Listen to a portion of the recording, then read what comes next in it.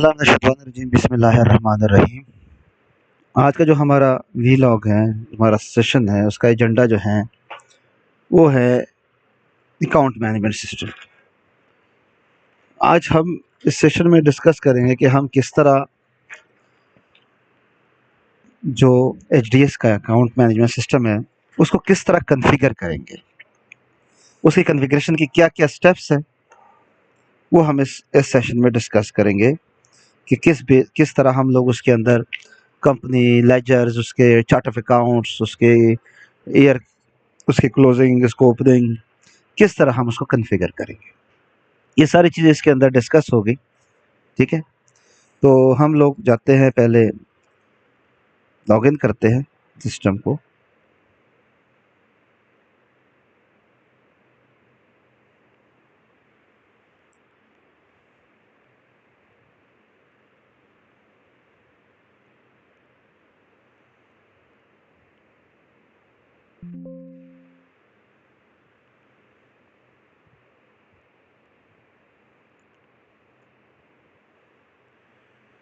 ये हमने system login कर दिया, ये हमारे पास मेन्यू आ गया। अच्छा, यहाँ पे एक मेन्यू है, उसका नाम फाइल है। अब इसके अंदर अगर किसी यूज़र का पासवर्ड हमने पहले इनिशियल पे जो मर्ज़ी बना दिया, उसने अपना पासवर्ड चेंज करना हो, तो यहाँ पे वो पासवर्ड अपना चेंज कर सकता है। अपना पुराना पासवर्ड दे सकता है, अपना नया पासवर्ड देख सकता है, अपना कंफर्म पासवर्ड कर सकता है। नया पासवर्ड, कंफर्म पासवर्ड, ओके करेंगे तो ये कहेगा पासवर्ड हैज़ बीन चेंज।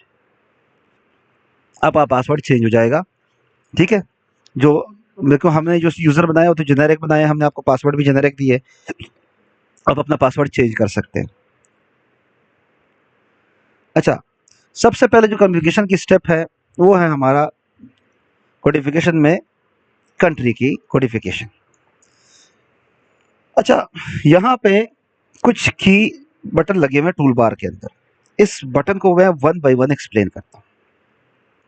सबसे पहले अगर हमने रिकॉर्ड ऐड करना हो इस फॉर्म के अंदर, वैसे तो ये एंट्री मोड में होगा, लेकिन कभी-कभी ये एग्जीक्यूशन मोड में है। जिस तरह ये फॉर्म है, ये एग्जीक्यूशन मोड में। मैंने फॉर्म के अंदर रिकॉर्ड ऐड करना है, यहाँ पे मैं सबसे पहले बटन दबाऊंगा, उसको ऐड रिकॉर्ड।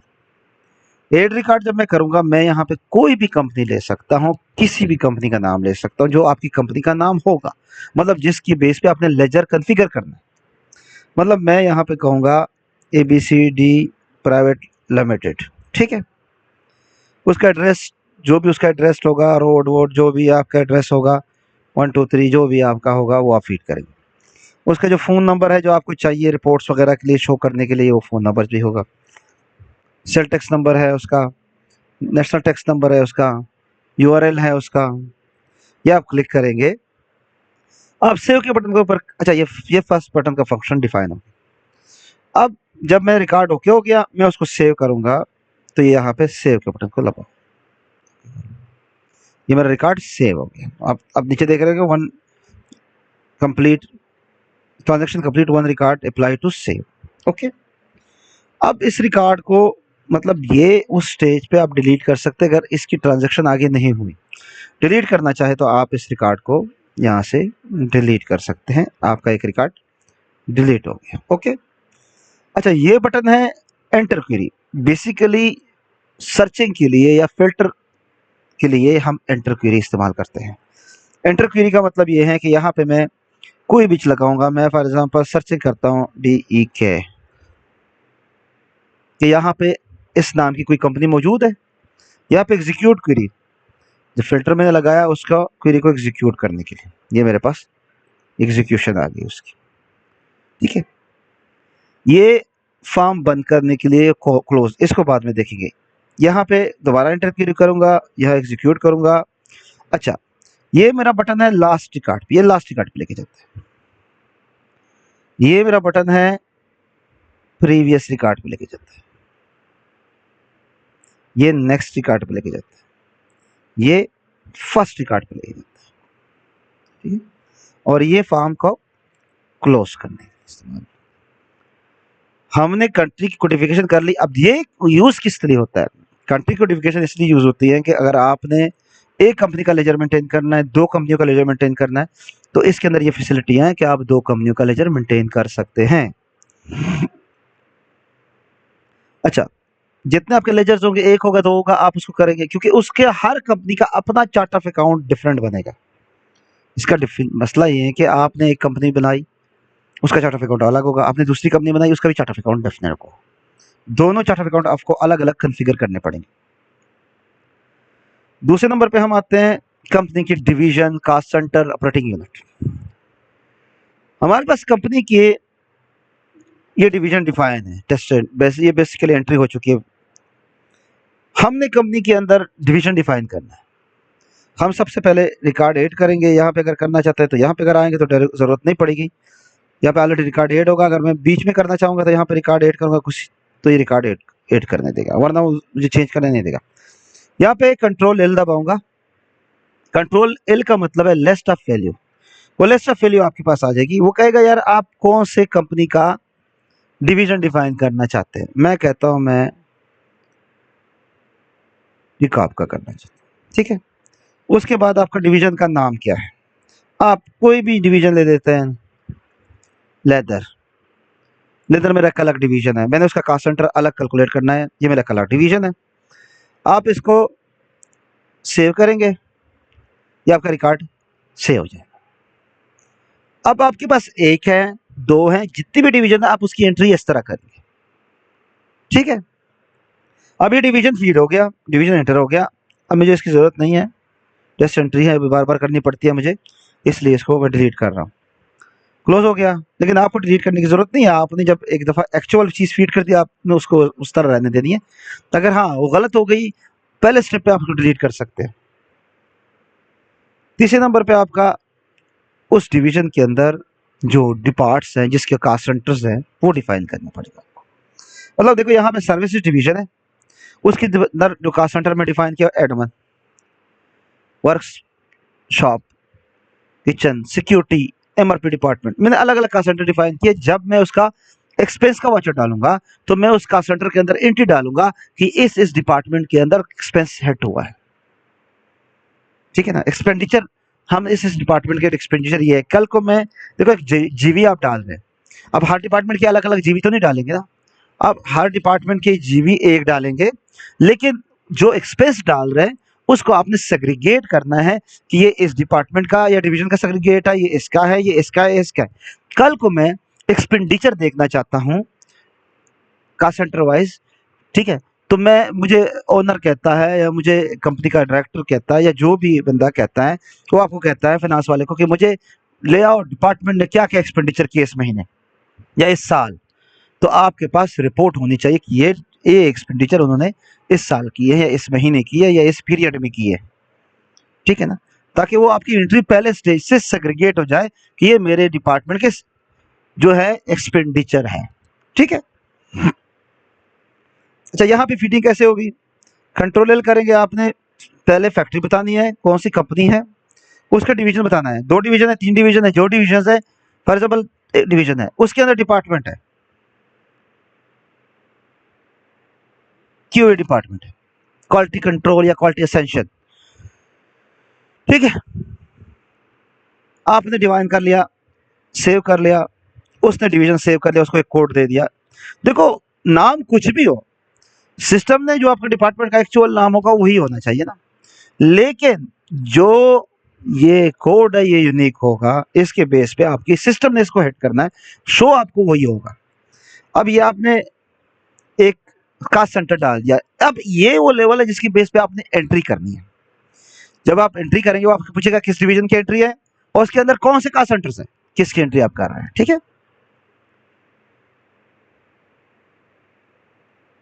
ये अब हम क्लोज करेंगे, ये हमारा डिवीजन डिफाइन हो गया। अच्छा, ये तीसरा है ओपनिंग, इसको हम डिस्कस कर लेते हैं, लेकिन ये काम चार्ट ऑफ अकाउंट के बाद होना है। हमने अकाउंट बैलेंस की ओपनिंग डालनी है, अकाउंट कोड की। सबसे पहले हम उसका ईयर सेलेक्ट करेंगे, ठीक है। सबसे पहले हम यहाँ पे फाइनेंशियल ईयर फीड करेंगे। देखो यहाँ पे ऑलरेडी ईयर फीड है, यहाँ पे आप ईयर फीड करेंगे, कोई भी ईयर फीड कर लेते हैं, 2023 वाला कर लेते हैं।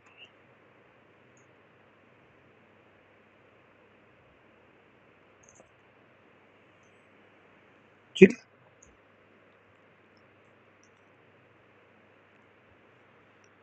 अब इसको सेव करेंगे, ये आपका ईयर सेव हो जाएगा।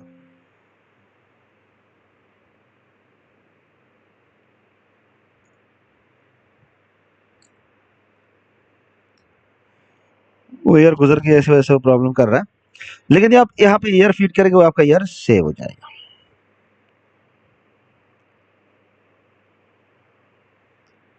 ऑलरेडी फीड है इसके अंदर। अच्छा, जब आप ईयर फीड करेंगे, आपका ईयर फीड हो जाएगा। यहाँ पे आप ईयर सेलेक्ट करेंगे, जब भी आप ओपनिंग डाल रहे होंगे आप उसके ईयर सेलेक्ट करेंगे कि फला ईयर है, उसकी ओपनिंग डेट ये है, उसका अकाउंट कोड ये है, उसके अकाउंट में डेबिट इतना था या क्रेडिट इतना था। ये जब आपने सबसे पहले कट ऑफ क्लोज करना है ना, जब आपने कट ऑफ लगाना है, सिस्टम शुरू करना है, ये उस टाइम आपके काम आएगा। उससे पहले उसका आपका इसके साथ कोई काम नहीं है। ठीक है, उसके बाद भी आपका इसका कोई काम नहीं है।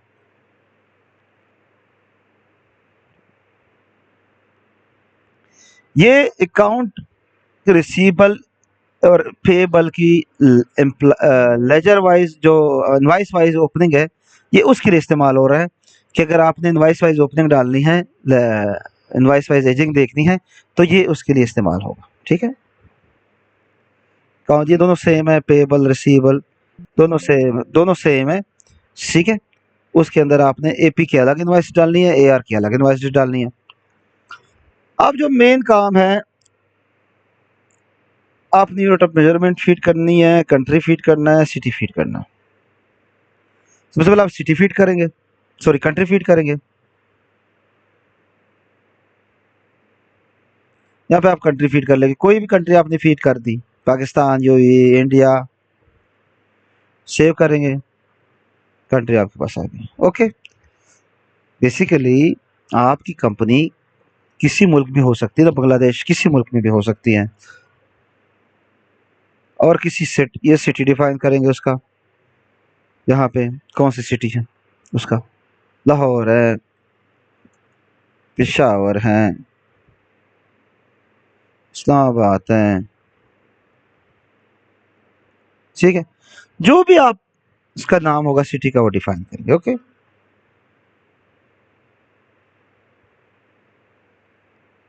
उसके बाद आप डिफाइन करेंगे चार्ट ऑफ अकाउंट। अब बेसिकली इस चार्ट ऑफ अकाउंट को गौर किया जाए तो ये 5 लेवल का है, लेकिन उसूलन अगर इसके अंदर कॉन्फ़िगर करना है तो ये 6 लेवल का भी चला जाता है, 6 लेवल का, 6 लेवल पे जाता है। लेकिन अब आपने देखना है इसको 5 लेवल पे कॉन्फ़िगर करना है या 6 लेवल पे कॉन्फ़िगर करना है। कैसे? इसका ऑलरेडी पहले लेवल डिफाइन है, एसेट कैपेबिलिटी, एक्सपेंस लायबिलिटी, ठीक है, रेवेन्यू, ये ऑलरेडी डिफाइन है। अब यहाँ पे मैं जब कोड खोलूंगा, ये ऑलरेडी कोड खुला होगा, मैंने यहाँ पे देखो, यहाँ पे 5 लेवल या 6 लेवल पे डिफाइंड हो गया। अब मैं यहाँ फॉर एग्जांपल कहता हूँ कि यार एसेट है, यहाँ पे मैं डिफाइन कर लेता हूँ करंट एसेट।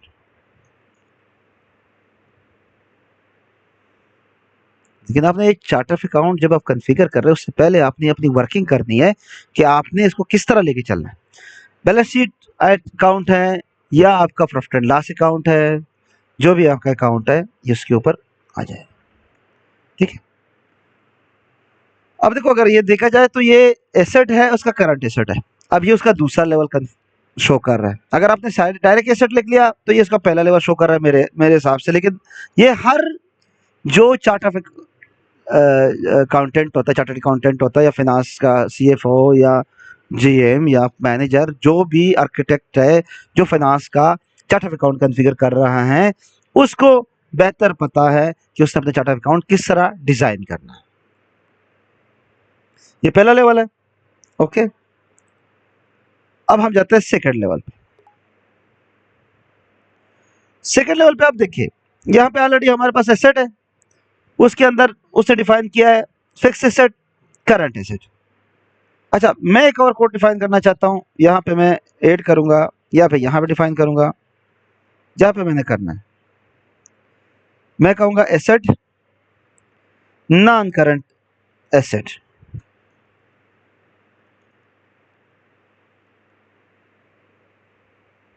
ओके, क्योंकि फिक्स एसेट है, करंट एसेट है, नॉन करंट एसेट है, ये भी कोड है। उसका नेचर क्या है? डेबिट नेचर है, क्रेडिट नेचर है। ये basically debit nature, credit nature आपको डालना इसलिए है क्योंकि इसके बेस में जब एंट्री हिट हो रही होती है ट्रायल बैलेंस में, उसको पता होना चाहिए कि मेरा जो अकाउंट है वो डेबिट नेचर या क्रेडिट नेचर का है। क्योंकि कल को एक प्रॉब्लम हो सकती है, प्रॉब्लम ये हो सकती है कि जब आप ओपनिंग लगाते हैं या ट्रायल बैलेंस देखते हैं, जो उसकी ओपनिंग कैलकुलेट करता है, अगर उसकी नेचर गलत हो तो वो कैलकुलेशन गलत करेगा। ठीक है, ये सेव हो गया। ओके, ये सेकंड लेवल सेव हो गया। कंट्रोल एल से आप लिस्ट ऑफ वैल्यू सेलेक्ट किया आपने, ठीक है, कंट्रोल एल से लिस्ट ऑफ वैल्यू सेलेक्ट हुई, यहाँ पे मैं नाम डाला, कंट्रोल एस किया, ये सेकंड लेवल सेव हो गया। अब तीसरे लेवल पे आते हैं। देखो ये एसेट है, अब हम तीसरा लेवल कॉन्फ़िगर करते हैं। हमारे पास एसेट है, इसको कंट्रोल एस, तीसरे लेवल का अकाउंट कर, एसेट है। सेकंड लेवल पे क्या है? Current asset, non current asset. Non current asset में क्या आता है? मैं कहता हूं कि आपका स्टॉक, या स्टॉक तो खैर करंट एसेट में आता है। कोई भी अकाउंट आपका नॉन करंट एसेट के साथ जो रिलेटेड है वो आप इसमें डालेंगे, ABCD जो भी आपके अकाउंट है, ठीक है, ये आपका नॉन करंट एसेट का अकाउंट आ गया। ठीक है, अब देखो पहले नंबर पे क्या है? एसेट है, चार्ट ऑफ अकाउंट का पहला नंबर एसेट पे है। ठीक है, दूसरे नंबर पे क्या है आपका? नॉन करंट एसेट है। तीसरे नंबर पे क्या है आपका? जो आपने अकाउंट कॉन्फ़िगर करना है वो है आपके पास। ठीक है, अब इसमें जब आप इस लेवल को कॉन्फ़िगर करते हैं,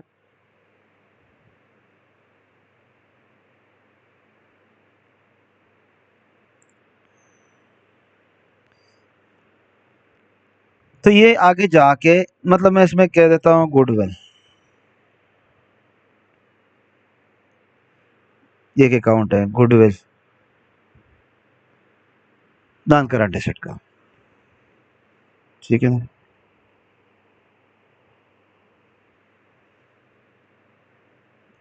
ओके। अब ये तीसरा लेवल डिफाइन हो गया। ओके, अब मुझे सेव कर लिया, सेव हो गया। ओके, लेकिन मुझे नहीं रखना इसको चार्ट ऑफ अकाउंट में, तो मैंने, मुझे ज़रूरत नहीं है इसकी। आप लोग, जो आपको ज़रूरत है तो आप उस हिसाब से account, chart of account define करेंगे। तीसरा लेवल डिफाइन हो गया। अब चौथा लेवल के ऊपर बात आती है। चौथे लेवल के ऊपर बात आती है, हम डिफाइन करेंगे चौथे लेवल पे हमारे पास क्या है। सम एसेट्स को ही लेके चलते हैं। एसेट है, करंट एसेट है, फॉर एग्जांपल करंट एसेट में क्या है? लाइफ स्टॉक है, स्टॉक एंड ट्रेड है, लैंड है। मैं कहता हूँ स्टॉक। अब स्टॉक के अंदर मैं कहता हूँ कि यार मेरा एक नया स्टोर ऐड हो गया, store number 1 2 3, general store 1 2 3, decent chemical store add कर दिया मैंने।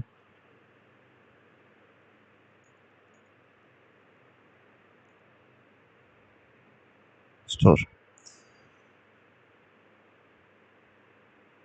ऐड करूंगा, ये ऐड हो जाएगा।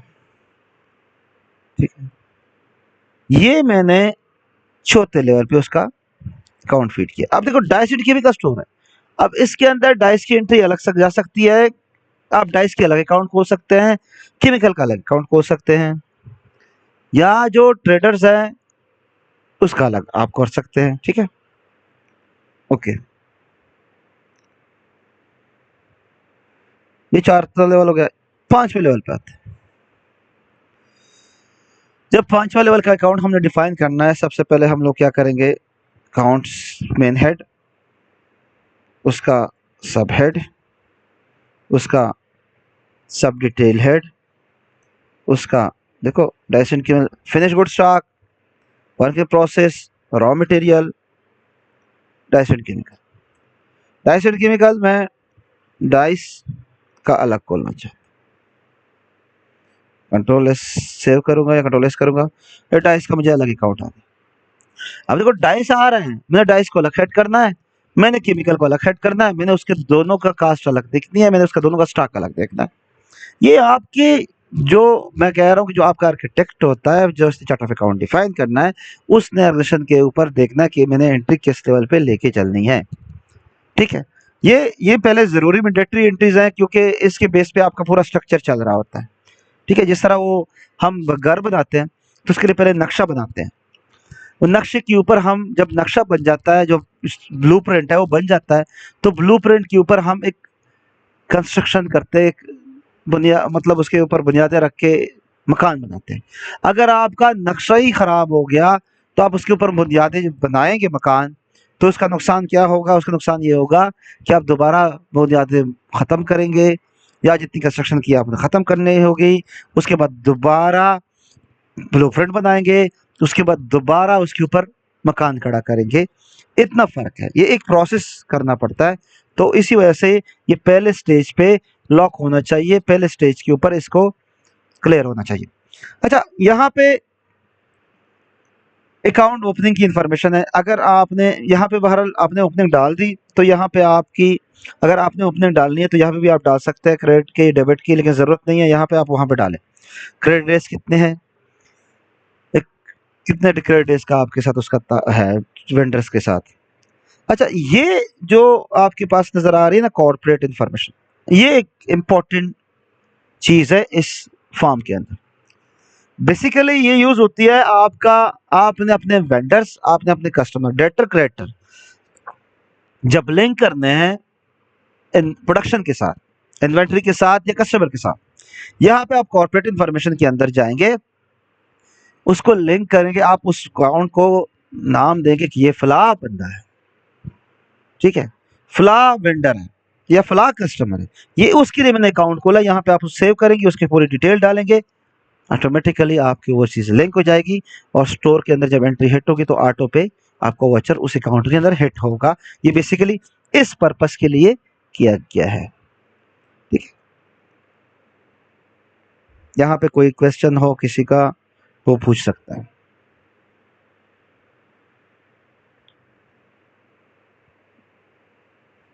देखो ना, यहाँ पे सिटी, कंट्री, ये सारे डिफिनीशंस हैं। ठीक है, सेल टैक्स है, नेशनल टैक्स है, कॉन्ट्रैक्ट पर्सन है, ये सारी डिटेल है, एड्रेस है, सिटी कौन सी है, कंट्री कौन सी है, फ़ोन नंबर कौन सा है। ये 2 सिटी में भी हो सकता है, तो आप उसको दूसरी सिटी पे भी डिफाइन कर सकते हैं, लेकिन ये आप इनफ इन्फॉर्मेशन है आपको फीड करने के लिए। अच्छा, उसके बाद आप एंट्री करने से पहले यूनिट ऑफ मेजरमेंट डिफाइन करेंगे कि यूनिट ऑफ मेजरमेंट आपके पास कितने यूनिट ऑफ मेजरमेंट आप यूज़ कर रहे हैं। देखो, फाइनेंस के अंदर जब मैनुअल ट्रांजैक्शन हो रही होती है ना, तो उसकी यूनिट ऑफ मेजरमेंट आपको चाहिए, या आप आपकी यूनिट ऑफ मेजरमेंट डिफाइन करने पड़ेंगे। ठीक है,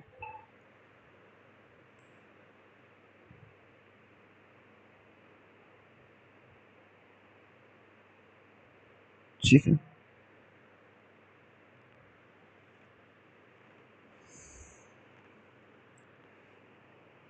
कभी कभी मैनुअल वाचर फीड करना पड़ता है, तो आपको उसमें वो लिखना पड़ता है कि किस यूनिट ऑफ मेजरमेंट के लिए मैं कौन सी चीज़ किस चीज़ में आई है।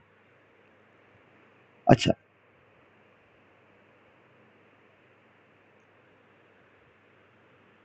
जब आप चार्ट ऑफ अकाउंट खोलते हैं तो आपको बैंक पेमेंट वाचर के लिए चेक बुक चाहिए होता है। अब जब ये सिस्टम क्या करता है, आपको चेक बुक जनरेट कर देता है ऑटो में। आप यहाँ पे आते हैं, आपने एक चेक बुक ली, आप कहते हैं चेक बुक कहाँ से स्टार्ट होनी, किस नंबर से स्टार्ट होनी। यहाँ पे आप उसका अकाउंट कोड देंगे, बैंक का जो भी बैंक है, उसके चेक बुक स्टार्ट फ्रॉम, किस नंबर से चेक बुक स्टार्ट हो रही है, और कितने नंबर ऑफ चेक्स है, लीफ है, कितने नंबर ऑफ चेक्स है, 100 बुक चेक बुक का लीफ का चेक है, 200 का चेक लीफ का चेक है, जितने लीफ का चेक होगा वो आपने एंटर करना है और इसको जनरेट करना है। ये क्या करेगा, जब आपका बैंक पेमेंट वाउचर डलेगा उसके ऊपर ऑटो जो सीरियल चल रही होगी ऑटो उसके ऊपर चेक बुक नंबर सिस्टम उसको पेश करी जाएगा। ठीक है, जब आपका वाउचर डलता है ना, यहाँ पे बैंक पेमेंट वाउचर, यहाँ पे देखो चेक बुक नंबर ये ऑटो पे आएगा, वहां से जो आपने जनरेट किया उससे ऑटो पे आएगा और वो वाउचर के अंदर वो चेक बुक नंबर सेव कर देगा कि इस चेक नंबर का हमने चेक इश्यू किया है। ठीक है,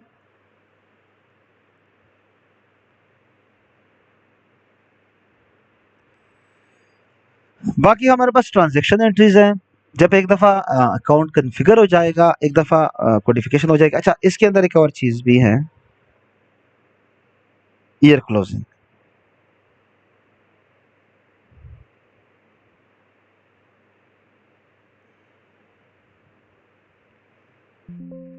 अच्छा, इसका इस टाइम तो कोई काम नहीं है, लेकिन जब आपका फाइनेंशियल ईयर क्लोज होगा उसमें इसका बहुत रोल है।